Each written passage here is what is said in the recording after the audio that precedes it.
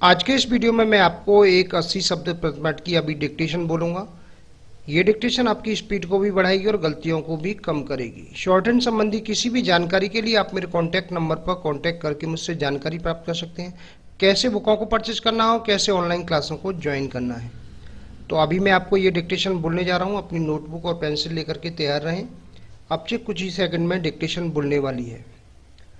Ready.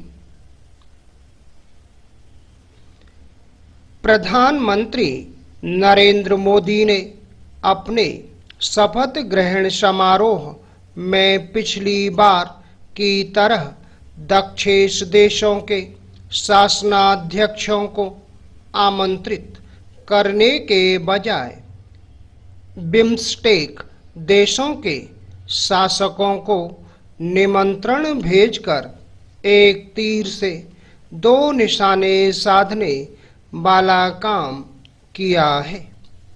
BIMSTEC देशों की ओर हाथ बढ़ाकर एक तो उन्होंने इस सवाल के लिए गुंजाइश नहीं रखी कि पाकिस्तान के प्रधानमंत्री को क्यों नहीं बुलाया, और दूसरे करीब करीब उन सभी देशों को मैत्री संदेश भी दे दिया जो दक्षेश के सदस्य हैं।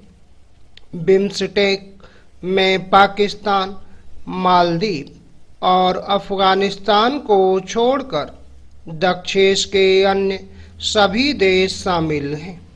मोदी सरकार ने पाकिस्तान की प्रत्यक्ष अनदेखी किए बिना उसे यह संदेश भी दे दिया कि अभी हालात ऐसे नहीं कि उस पर भरोसा किया जा सके। जहां तक अफगानिस्तान और मालदीव की बात है तो यह किसी से छिपा नहीं कि इन दोनों देशों से भारत के रिश्ते बहुत मधुर हैं और आने वाले समय में यह मधुरता बढ़नी ही है। माना जा रहा है कि भारतीय प्रधानमंत्री अपने पहले विदेश दौरे में मालदीव जा सकते हैं। बिम्स्टेक देशों के अतिरिक्त किर्गिस्तान और मॉरिशस के शासनाध्यक्ष भी निमंत्रित किए गए हैं। तो एक्ट एशिया नीति के तहत ही भारत सरकार के इस फैसले पर पाकिस्तान चाहे जो प्रतिक्रिया दे, इसकी अनदेखी नहीं की जा सकती कि वह अपने उसी पुराने रुख पर कायम दिख रहा है जिसके तहत वह कश्मीर में दखल जारी रखते हुए भारत से सभी मसलों पर बात करना चाह रहा है। इस चाहत की एक वजह भारत से व्यापारिक संबंध स्थापित करना भी है ताकि खस्ताहाल अर्थव्यवस्था को कुछ सहारा दिया जा सके। पाकिस्तान पर इसलिए भरोसा नहीं किया जा सकता क्योंकि एक तो इसके स्पष्ट संकेत नहीं कि उसने उन आतंकी तत्वों पर सचमुच लगाम लगाई है जो भारत के लिए खतरा बने हुए हैं, और दूसरे वह बालाकोट हमले के इतने दिन बाद भी अपने हवाई क्षेत्र को प्रतिबंधित किए हुए है। हैरत नहीं कि किस्म किस्म के आतंकी संगठनों पर लगाम लगाने की उसकी घोषणा का मकसद भी केवल अंतर्राष्ट्रीय संस्था FATF की काली सूची में आने से बचना हो।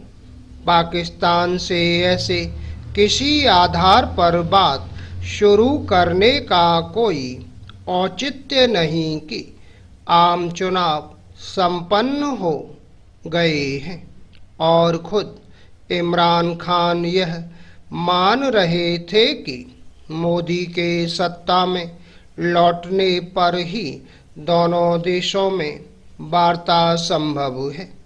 निसंदेह पुलवामा हमले के बाद पाकिस्तान के खिलाफ जो सख्त कदम उठाए गए थे और खासकर जिस तरह बालाकोट में आतंकियों के अड्डों को ध्वस्त करने का पराक्रम किया गया, उसका उस पर असर तो पड़ा है, लेकिन इसका भरोसा नहीं कि वह फिर कब पुरानी हरकतों में लिप्त हो जाए। पाकिस्तान ने भारत को इतने धोखे दिए हैं कि अब उस पर आसानी से भरोसा न करने में ही समझदारी है। मोदी को मिला जनादेश भी पाकिस्तान से तत्काल बात शुरू करने की जरूरत रेखांकित नहीं करता। निसंदेह इस तथ्य को भी ओझल नहीं किया जाना चाहिए कि इमरान खान अपनी उस सेना के रहमो करम पर जो भारत को अपना सबसे बड़ा दुश्मन मानती है और जो कश्मीर पर नजरें भी गड़ाए हुए है। Full stop. दोस्तों, ये थी 80 शब्द प्रति मिनट की डिक्टेशन। शॉर्ट हैंड संबंधी किसी भी जानकारी के लिए आप मेरे कॉन्टैक्ट नंबर पर कॉन्टैक्ट करके मुझसे जानकारी प्राप्त कर सकते हैं।